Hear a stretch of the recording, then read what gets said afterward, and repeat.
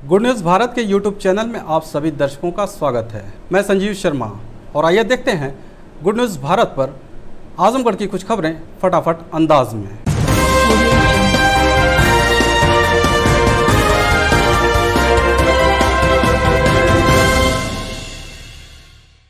आजमगढ़ जिले के फत्तनपुर गांव के पास बाइक ने सड़क पार कर रही बच्ची को मारी टक्कर, हुई मौत। पुलिस ने शव को पोस्टमार्टम के लिए भेजा। बता दें कि सरायमीर थाना क्षेत्र के फत्तनपुर गांव निवासी ब्रजेश प्रजापति की 4 संतानों में तीसरे नंबर पर रही 7 वर्षीय अर्शी शुक्रवार की सुबह घर से सामान खरीदने के लिए दुकान जाते समय सड़क पार कर रही थी। उसी दौरान फूलपुर की ओर से आ रही तेज रफ्तार बाइक ने उसे अपनी चपेट में ले लिया। इस दुर्घटना में बालिका की मौके पर ही दर्दनाक मौत हो गई। ग्रामीणों ने बाइक चालक को पकड़कर पुलिस के हवाले कर दिया। पुलिस ने शव को कब्जे में लेकर पोस्टमार्टम के लिए भेज दिया है। आजमगढ़ हरिऔध नगर फाइन आर्ट सेंटर की बाल कलाकारों ने टोपी पर भरा आज़ादी का रंग बाजार में बिकने को तैयार। बता दें कि आज़ादी की 75वीं वर्षगांठ मना रहे देशवासियों ने इस बार पूरी तैयारी से राष्ट्रीय पर्व मनाने का मन बनाया है। आज़ादी का अमृत महोत्सव मना रहे इस देश में कलाकार भी अपने हुनर को दिखाने के लिए बेताब दिख रहे हैं। इसी परिप्रेक्ष्य में फाइन आर्ट सेंटर द्वारा आयोजित पेंटिंग ऑन कैप आधारित 3 दिवसीय वर्कशॉप में कलाकारों ने टोपी पर देशभक्ति के भाव का रंग भरा है। इस संबंध में फाइन आर्ट सेंटर की निर्देशिका लीना मिश्रा ने बताया कि हमारी संस्था ने जुड़ी 19 बाल महिला कलाकारों ने स्वतंत्रता विषय के अनुरूप कैप में तिरंगे के रंग से अपनी देशभक्ति को कलात्मक रूप में चित्रित किया है। उन्होंने बताया कि इस कार्यशाला का उद्देश्य कलाकारों में देशभक्ति के भाव को भरना और उस भाव को रंगों के माध्यम से अभिव्यक्ति कराना था। साथ ही यह कलाकार बेटियों के लिए रोजगारोन्मुख कार्यक्रम रहा। बाल कलाकार बेटियों द्वारा पेंटिंग की गई टोपियों को बाजार में बिक्री के लिए उतारा गया है। आजमगढ़ पहुंचे उत्तर प्रदेश उद्योग व्यापार मंडल के प्रांतीय अध्यक्ष ने कहा, व्यापारियों की समस्या को सरकार के सामने रखेंगे।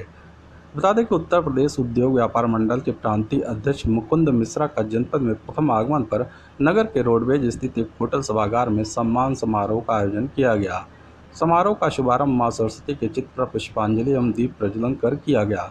इस दौरान मीडिया से बातचीत में प्रांतीय अध्यक्ष मुकुंद मिश्रा ने कहा कि व्यापारियों के हितों को लेकर संगठन तत्पर है। प्रत्येक सूरत में व्यापारियों की समस्याओं का त्वरित निदान कराया जाएगा। उन्होंने कहा कि सूबे के मुख्यमंत्री से शनिवार की बंदी को समाप्त करने के लिए लिखित मांग की गई थी, जिस पर विचार करते हुए मांग को स्वीकार कर लिया गया। उन्होंने बताया कि व्यापारियों को 10 लाख का दुर्घटना बीमा दिया जा रहा है। जो व्यापारी जीएसटी देते हैं उन्हें अलग से 5 लाख का जनरल बीमा दिए जाने एवं खाद्य विभाग तथा अन्य विभागों द्वारा जारी लाइसेंस के रिन्यूअल की परंपरा को समाप्त किए जाने की मांग पर मुख्यमंत्री से बात चल रही है। कोरोना काल में जिस व्यापारी परिवार में कोई भी कमाने वाला न बचा हो, उस परिवार की मदद संगठन मिलकर करेंगे। साथ ही उस परिवार से शासन द्वारा मांगी गई सूचना की जानकारी उपलब्ध कराएं ताकि मृत व्यापारी के परिवार की मदद हो सके। उन्होंने कहा कि व्यापारियों के हर समस्या को सरकार के सामने रखने का प्रयास करूँगा।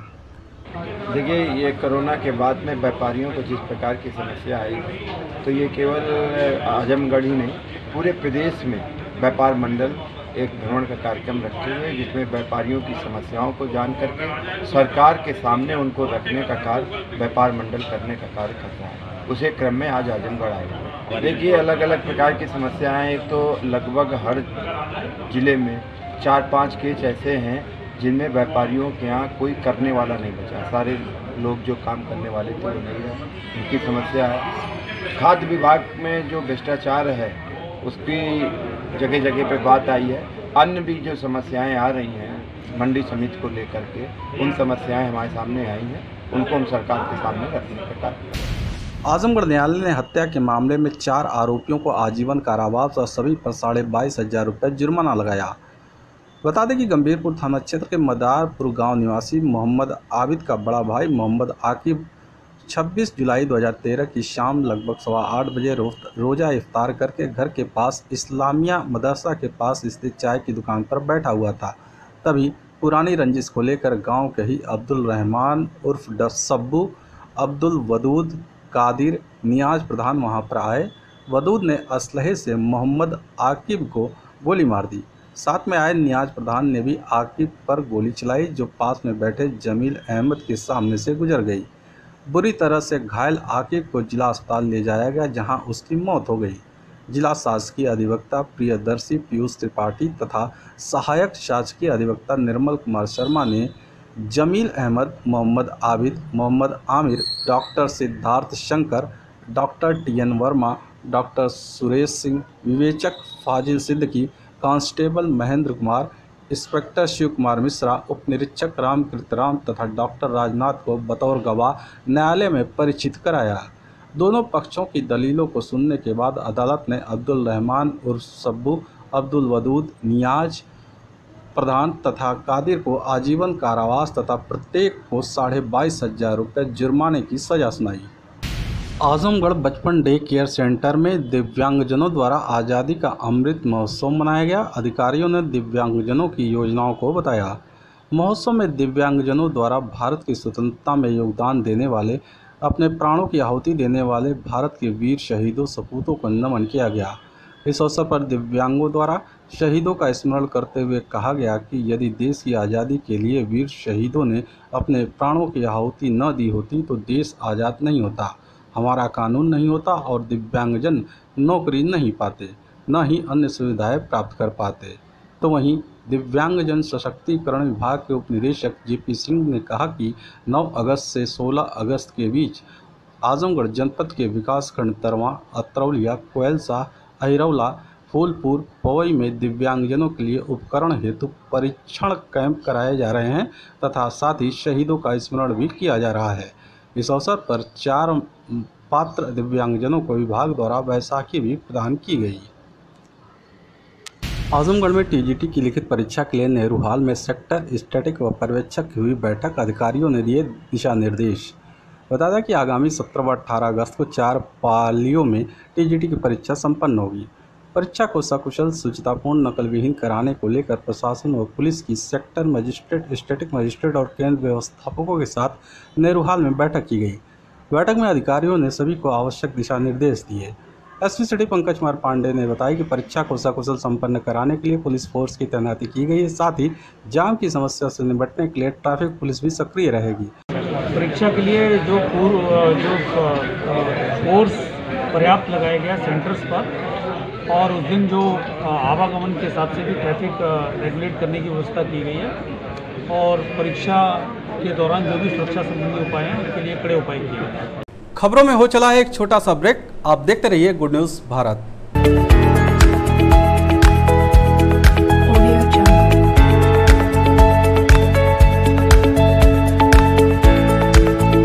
ब्रेक के बाद एक बार फिर से आपका स्वागत है और आइए देखते हैं आजमगढ़ की खबरें फटाफट अंदाज में।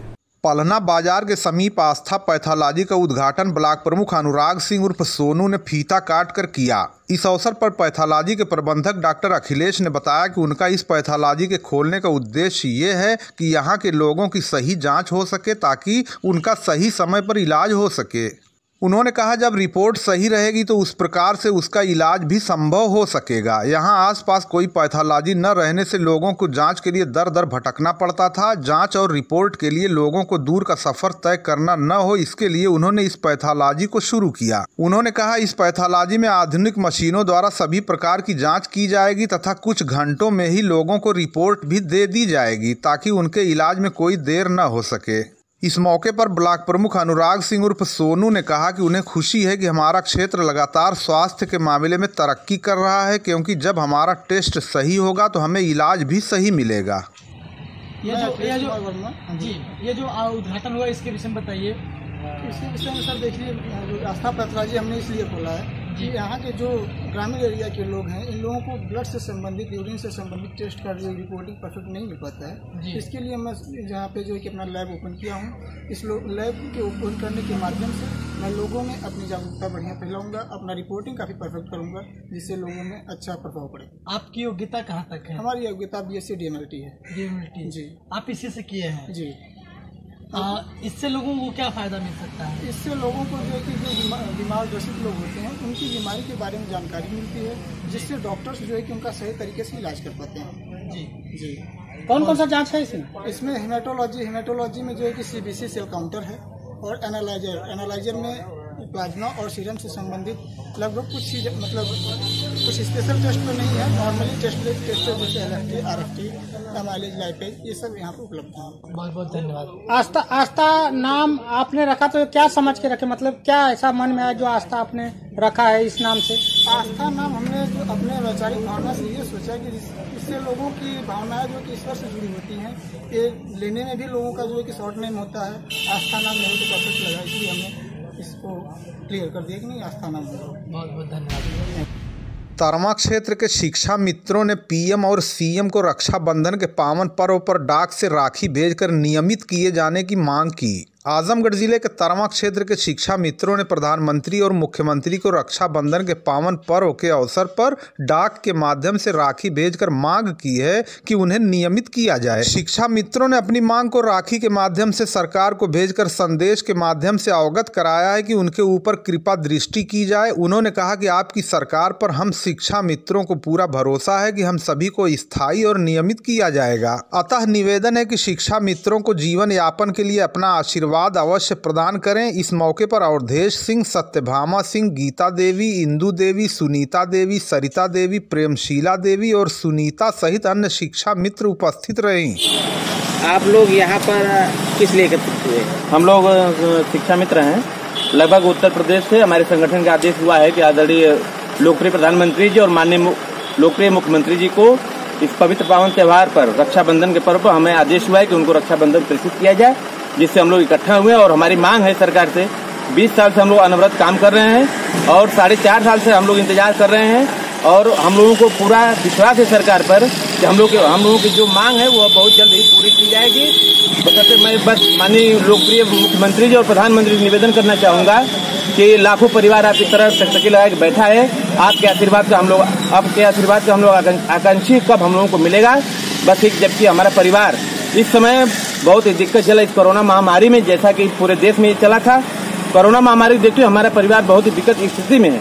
इसलिए श्रीमान से निवेदन हम लोगों का जो कार्य हम लोग भली बात कर रहे हैं, आपसे निवेदन कि हम लोग अस्थायी नौकरी कर प्रदान जीवन जीने का प्रदान करते हैं। आपका किस चीज की मांग कर रहे हैं? हम लोग बस अस्थायी एक सम्मान मिल सके, हम लोगों का एक शिक्षक के बराबर वेतन मिले हमें, और हमें कुछ नहीं चाहिए, शिक्षक के बराबर सम्मान मिल के हमको अपने ही स्कूल में स्थापित कर हमें नया जीवन दान देने की कृपा की जाए।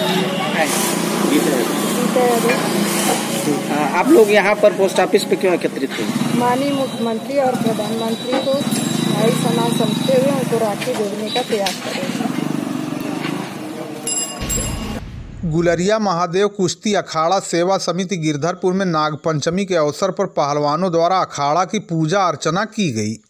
गुलरिया महादेव कुश्ती अखाड़ा सेवा समिति गिरधरपुर देवगांव आजमगढ़ में नाग पंचमी के शुभ अवसर पर कुश्ती दंगल प्रतियोगिता कोरोना गाइडलाइन के अनुसार इस बार नहीं कराई गई, लेकिन इस उपलक्ष्य में नाग पंचमी के अवसर पर पहलवानों के द्वारा अखाड़ा की पूजा अर्चना की गई। इसकी अगुवाई ग्राम प्रधान सूर्य प्रताप यादव ने की। आपको बता दें, हर साल की भांति इस वर्ष अखाड़ा की पूजा अर्चना तो पहलवानों के द्वारा की गई, लेकिन कुश्ती को कोरोना के कारण स्थगित कर दिया गया। इस अवसर पर अजीत यादव, उमेश चंद अधिवक्ता, अशोक कन्नौजिया, रामलाल प्रधान अहिरौली, नीरज, सचिन, मनीष, डॉक्टर संजय प्रधान, सुरेंद्र कुमार आदि प्रमुख रूप से मौजूद रहे। नेशनल हाईवे 233 पर नारायणपुर नेवादा गांव के पास कार और ऑटो की टक्कर में ऑटो चालक गंभीर रूप से हुआ घायल। सारनाथ से लुम्बिनी तक निर्मित हो रहे नेशनल हाईवे 233 पर आज शुक्रवार को दोपहर 1:30 बजे के करीब लालगंज की तरफ से सवारी उतारकर सर्विसिंग पर जा रहे एक ऑटो रिक्शा को अनियंत्रित आजमगढ़ से वाराणसी की ओर जा रही कार ने टक्कर मार दी, जिससे ऑटो पलट गया और ऑटो में बैठा चालक 25 वर्षीय श्लोक कुमार पुत्र सूर्यनाथ निवासी मिर्जा आदमपुर थाना देवगांव गंभीर रूप से घायल हो गया।